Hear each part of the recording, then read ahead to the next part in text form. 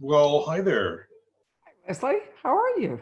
I'm well. How are you? You look great Well, aren't you kind? I'm actually sitting here in my library now. You're with your the pajamas on. I can tell. absolutely not, although I've been told the best way to do this is to be pantsless, but I am actually fully dressed. And I was laughing because I talked to CJ Box earlier today, and his Edgar is prominently displayed behind him, just like This, yours. no, that's not my Edgar. That's actually that's a bobblehead of Edgar Allan Poe that I think MWA gave out at some Edgar's banquet. My Edgars, both of my Edgars, are Right? downstairs. I They're got it. downstairs.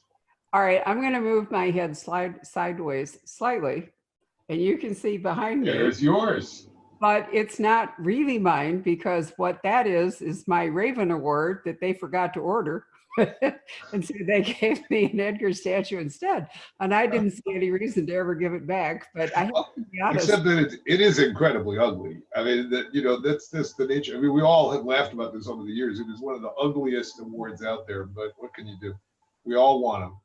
Yep, not a lot. So I wanted to talk to you today as the premier mystery, well, actually, premier anthologist, maybe I should say, about the Haunted Library series because we've just gotten in, ta-da, the beginning, Great. which is the second one, and the first one, ta-da, Phantom of the Opera. Yes. And I And first, somewhere, I don't have it handy. Oh, you've seen the cover for the third one, I'm sure, for Vatek. It's it's really a delicious cover. It's got a scimitar with the drop of blood on the point. I said it had to have the blood. That was really important.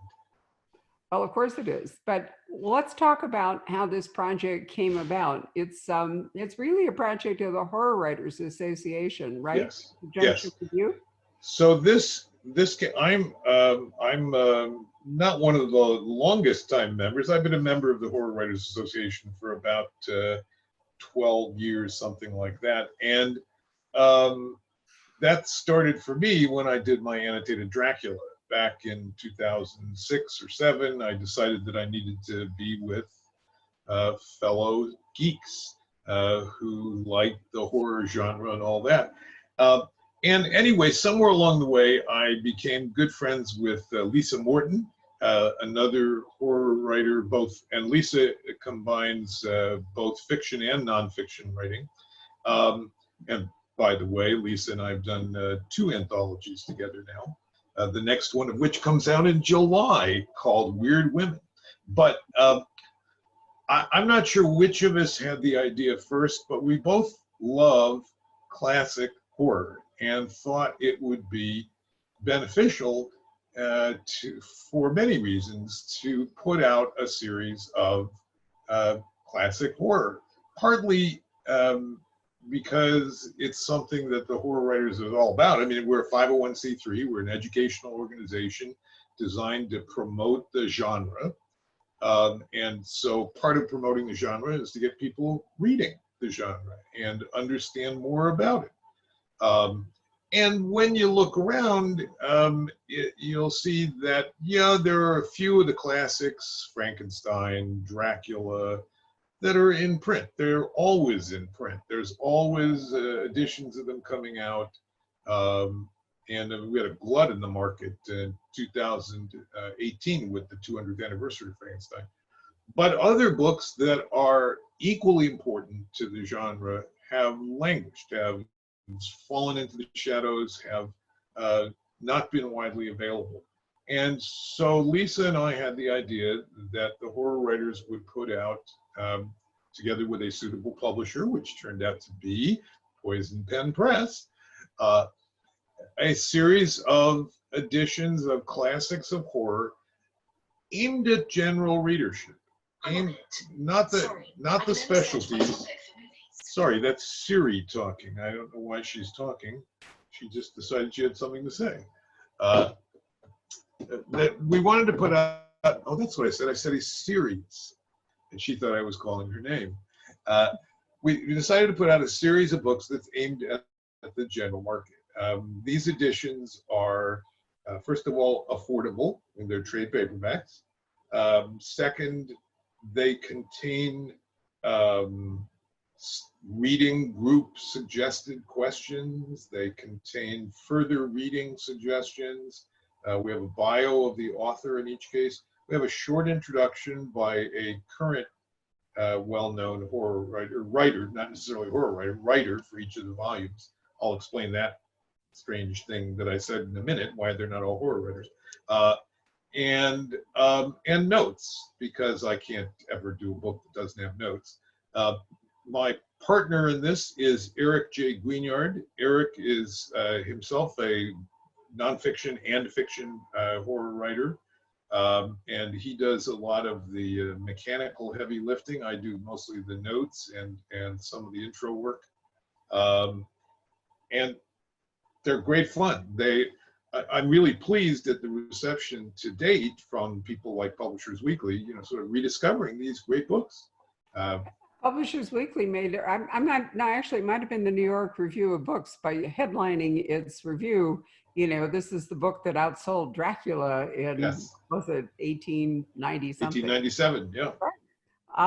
And, you know, it reminds me, Les, that fiction really does roll up and down in genres, if you want to call them that. But anyway, in popularity, you know, over the 30 years that I've run the Poison Pen, I have seen historical mystery rise and then sink. And then we saw the whole woman sleuth rise and then sink. And horror has been sunk for quite a long time. So, you know, this project has coincided. Joe Hill and I talked about it when he was at our 30th birthday party last fall, about a renewed interest in horror as people who have not read it, either new to it or have not read it for years, are rediscovering it.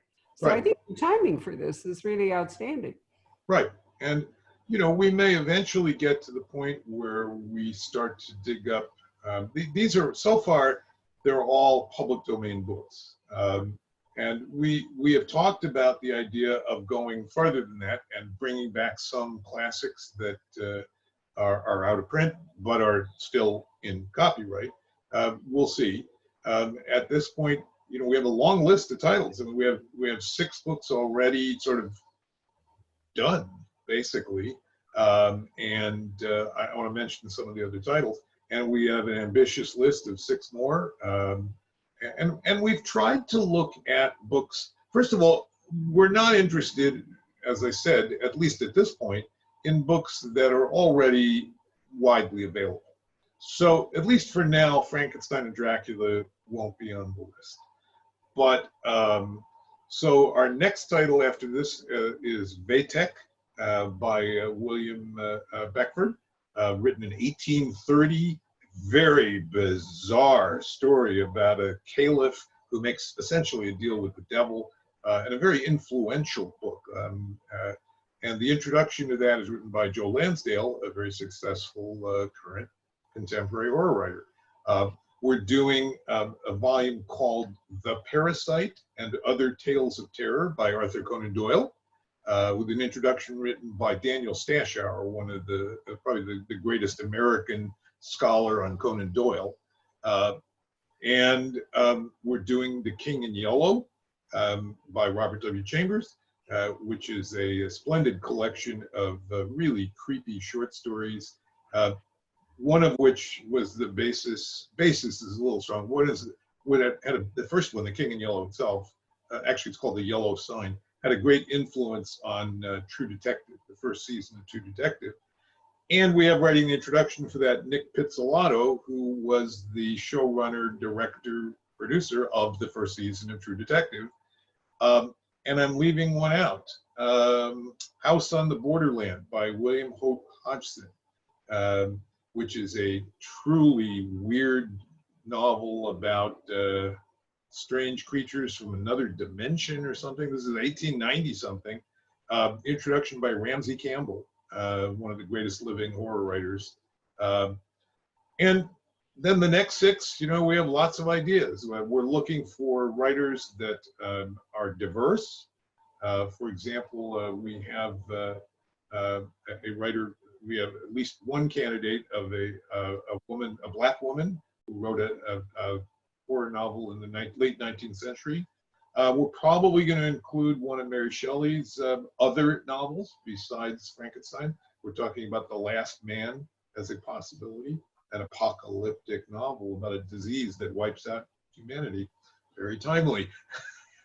And so on. So this has been a great deal of fun. The profits from the project go to the Horror Writers Association.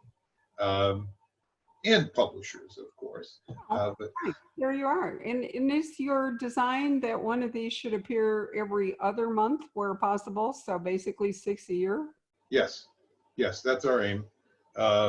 Eric and I do have other lives, so we try and keep this in some perspective. But yes, that's the aim. And right now we're on target. As I said, the 2020 books are all at various stages of the pipeline. They're all basically done. The editing is done for at least the first 4. We haven't finished. Let me think. No, I think we've done it for all 6. They're all annotated, ready to go. Introductions, discussion questions. So you'll be seeing them sooner or later. That's really impressive. I thought we might do another chat about the Library of Congress crime classics, but let's stick to this one for the moment. Tell me, what do you distinguish between horror and ghost stories? I mean, I was very fond of the M.R. James, for example, as ghost stories, but those are I don't distinguish between them. I don't think that ghost stories are some different genre. They're just sort of it's like, I don't know if you were at the Edgars the year that they did a cartoon. They showed a cartoon where a person walks into a bookstore and says, "I'd like to read a mystery," and the proprietor is showing the person in the store and says, "Well, did you mean cat mysteries, food mysteries, cozy mysteries, et cetera, et cetera?" There are many, many rooms in our father's house here. And ghost stories are a wonderful part of the horror genre. In fact, Lisa Morton and I just did an anthology that came out January of 2019 called Ghost Stories, which was nothing but, I love M.R. James. We have thought about including an M.R. James book in the series, although he's on the edge and sort of more popular than we like. That is to say, there are other editions out there, but we may well do one of his volumes because they're just so good and they're so important. They are. I asked the question in part because the word I kept hearing from you in describing these books was weird, and well, weird fiction is another sort of subgenre. Conan Doyle did not write weird fiction. His tales are more like James's. There's some exceptions, but he's got a ghost story in his mix and so on. And The Parasite, which is the lead story, sort of almost a novella, is really, I don't know if you remember the book or have read it. It's about a psychic vampire, a woman who basically is able to sap the energy from men just by the power of her mind across distances and control their thoughts and all that. And it's really, obviously, some of these have other themes besides just horror. So this is very much, I really enjoyed doing some of the annotations about the Victorian attitudes towards women. And that comes out in this story. But horror itself, it's like mystery. It's a very broad field, and there's all kinds of stuff. And yes, I love H.P. Lovecraft's work and, quote, weird fiction, but that's only one kind of horror. Well, I'm delighted to hear that it is as broad an umbrella as you point out. I use the term crime fiction more often than mystery these days because I do think it's a broader umbrella. And mystery to me almost seems more like detection, whereas thrillers, expand that. So I like crime fiction. Tell me, Les, what has gotten you so fascinated with, you're a demon anthologizer. Every time I turn around, you are doing another annotated anthology. What fascinates you about? Well, it's maybe I don't, it's not too much time on my hands, that's for sure, because I don't. As you know, I still practice law full time. Uh, I just like, first of all, I love the research. I love finding out things that I didn't know and then sharing them with other people in the form of a footnote. Now, these books are what I would describe as lightly annotated. This is not a Les Klinger, 5 notes per page kind of volume. I would just, my newest book, thank you for asking, is Annotated American Gods with Neil Gaiman, which just came out last week. And it's got 850 notes, so I mean, that's a Les Klinger special. These are less than that, but part of it is the joy of sharing things that I think people don't know about. For example, one of the anthologies that I really enjoyed doing most is the one called In the Shadow of Agatha Christie, which was forgotten female crime writers of the 19th century. There were just amazing writers working in the 19th century who are, as you said, they're down. They've sort of faded away and unfairly faded away. Their work is high quality, very exciting. And this next anthology that Lisa and I are doing, Weird Women, is very much like that. It's weird fiction written by 19th century women writers that have sort of slipped out of attention, out of the limelight, to the point where, at least in one case, we had to go to the University of California at Riverside vast collection to find even a copy of the story so that we could copy it, typeset it, and put it into the volume, because the books are just so obscure, but worth reading. So I love sharing those kinds of things. The 19th century fascinates me, and there's so much wonderful material, especially by women. It was a time when women really found that was one of their few opportunities to shine, to have a career and to make money and support their families. Whether it was horror writing or ghost story writing or mystery writing or just writing. And by the way, many of the authors didn't really trouble themselves overly much with the idea of, can only write in one genre. So you take a writer like Harriet Spofford, who wrote mysteries and ghost stories and horror stories and weird fiction and all of the above, anything she could sell. Sort of like Stephen King today, right? Who writes? Well, I think, that the boxes that we put ourselves in as writers don't always fit. And the skills are the same. I mean, a great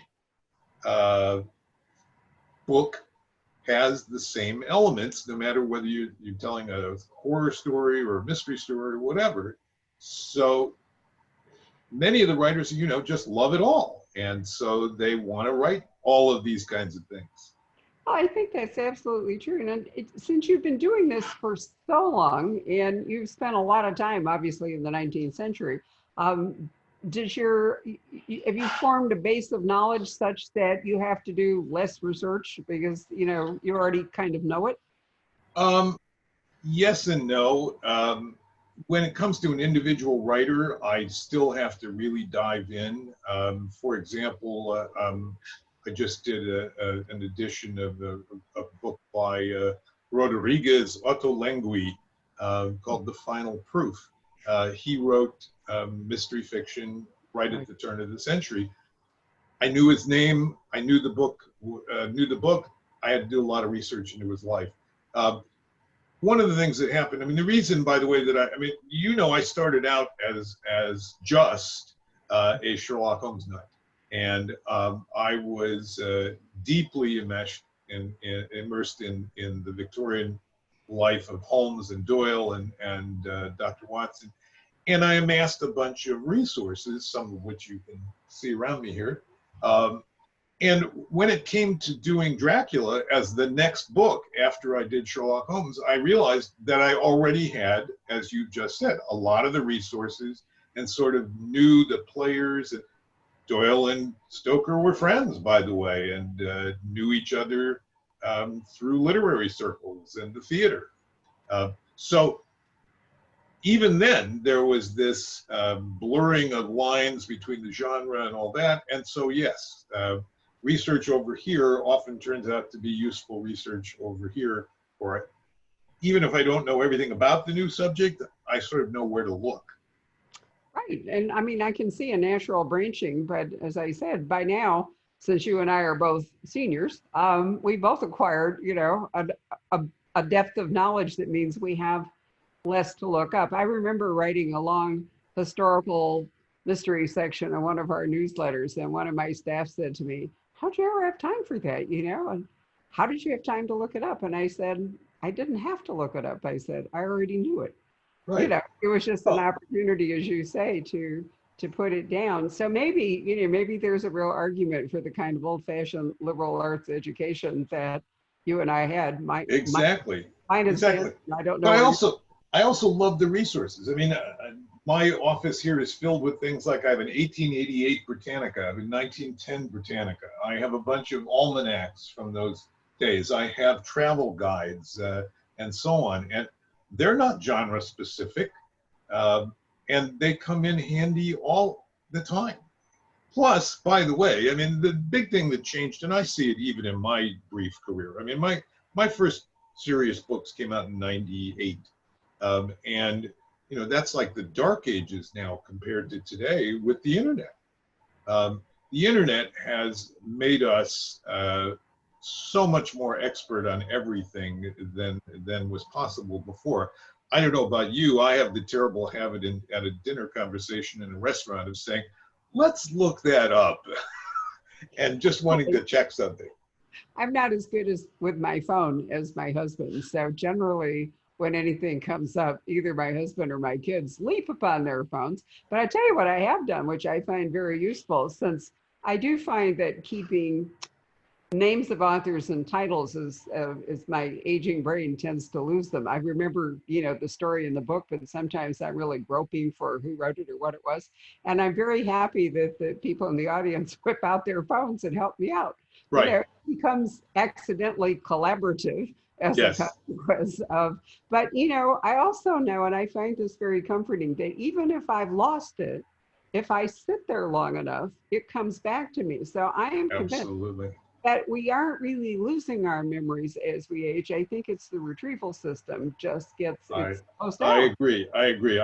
I've always had a weird mind for trivia, and yes, but sometimes it's harder to retrieve it.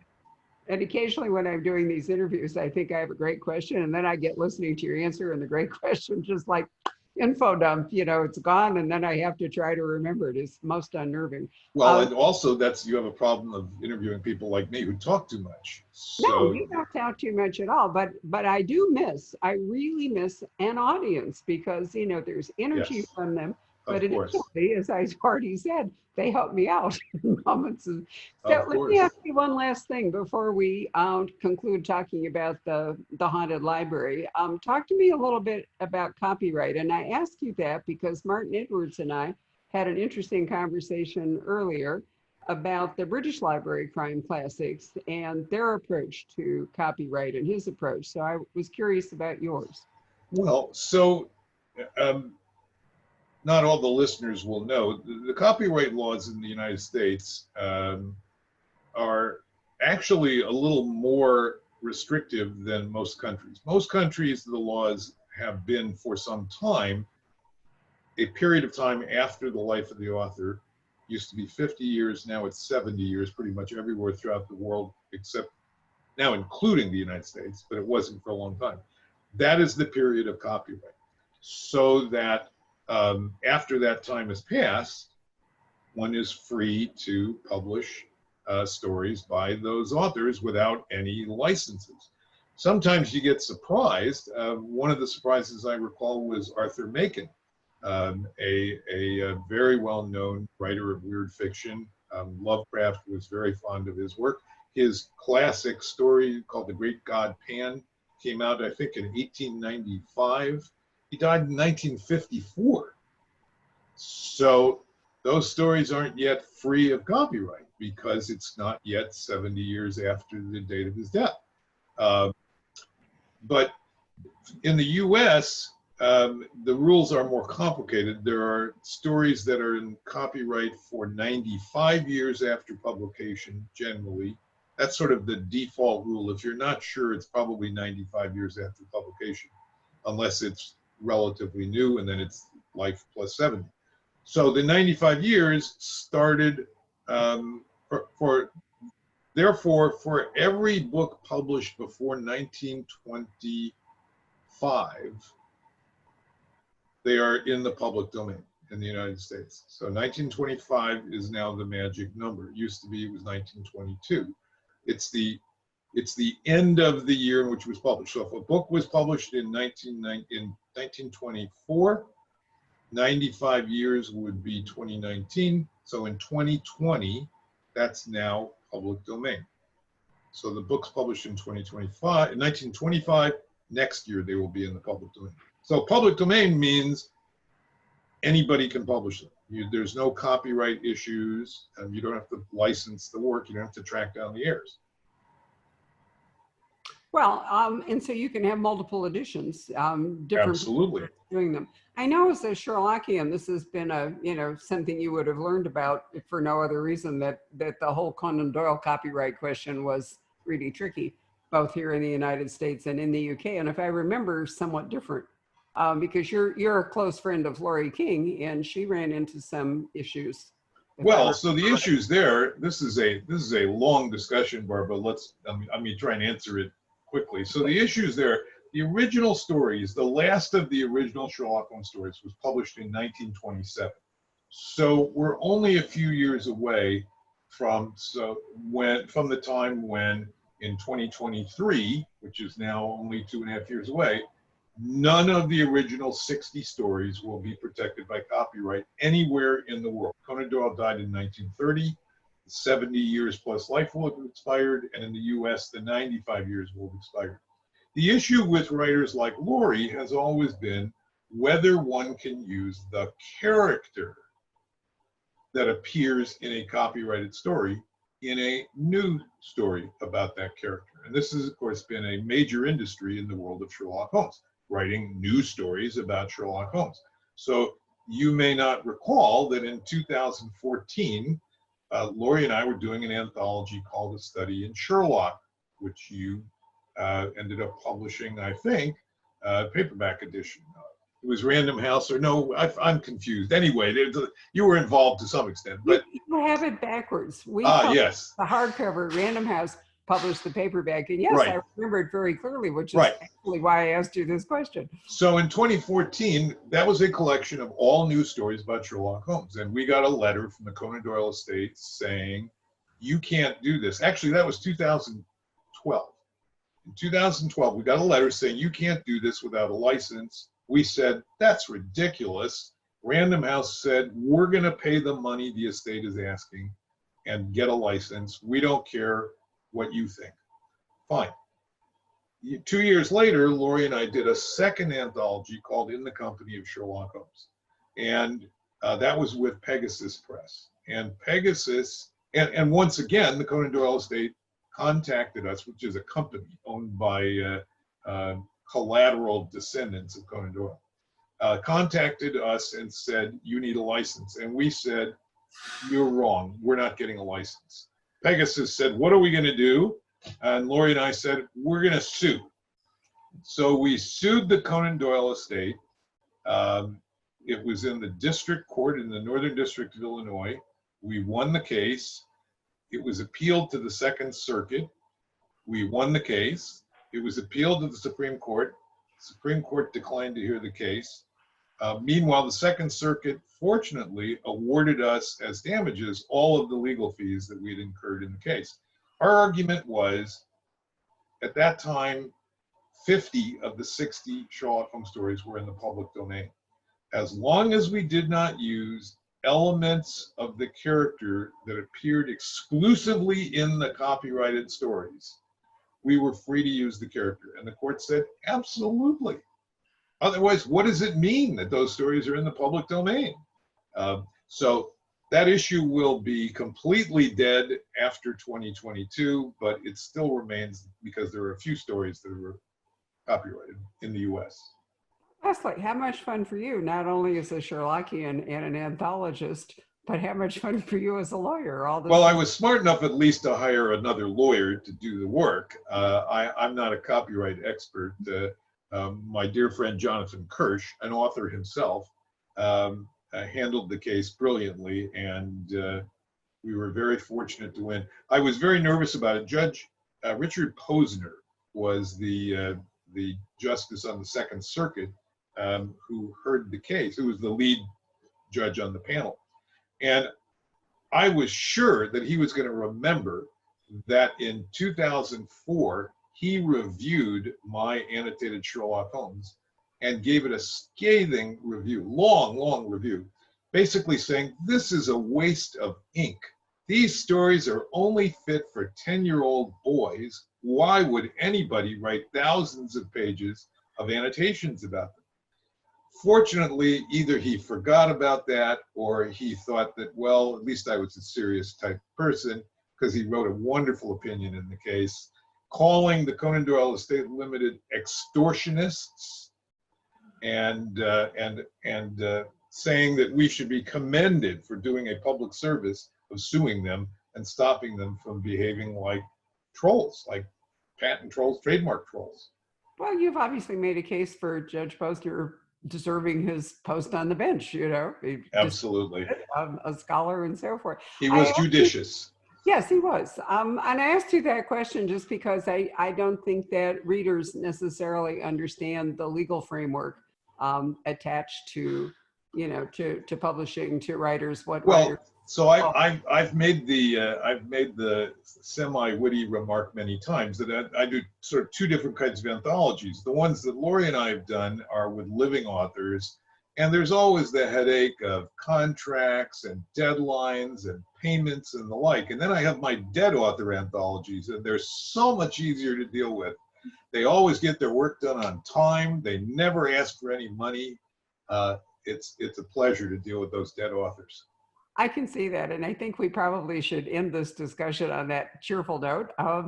And I'd like to come back, Les, and do another conversation with you about the Library of Congress crime class. That would be great. A project near and dear to your heart, and in which you can tell how that one got started. I can. But what I really love is the fact that at the moment, Poison Pen Press has the British Library Crime Classics, the Horror Writers Association, or the Haunted Library Horror Classics, and the Library of Congress Crime Classics. Cornering the market. Well, it isn't so much cornering the market as that I think it's just a wonderful opportunity to bring a new generation of readers forward and educate them in, you know, how all of this came to be. And one of the pleasures of reading contemporary mystery is when authors riff on classics of the past, like, let's say, Peter Swanson's new book, 8 Perfect Murders, or, you know, like 2 or 3 authors have written various new versions of And Then There Were None. Well, if you don't know what those books are, then the entire point of the riff goes away, you know. That's right. So I think that mystery is another genre that rolls and comes back up, crime fiction, and it's on the ascendant again, having run down in the early part of the 21st century. So I think that by bringing all these together under one umbrella where people can find them, and disregarding genres, as you say, does it matter if it's a British library crime classic or an American library? Well, library look, I knew that the horror classics were a stretch for you as a publisher, that you'd done basically nothing but crime fiction before this. But I just had a feeling that you would like it, and I'm so glad that you are, I hope, proud of it and excited to be part of this. I think we're doing a real public service. I hope we sell 1 million copies of every one of these books. Leslie, and you know, I mean, the Poison Pen's a not-for-profit bookstore, so it's not as though, you know, this is enriching me in any way or my husband. But no, I'm very proud of it. I'm very excited, and I think it's a great legacy for us to be leaving. to, you know, future readers. So and Absolutely. aside from everything else, I really love working with you. So Well, it's, thank you. I enjoyed seeing you too, Barbara. So if you turn off the recording, I was going to say something else. I was uh, hang on, and I will do hit that. to click the button. Yep.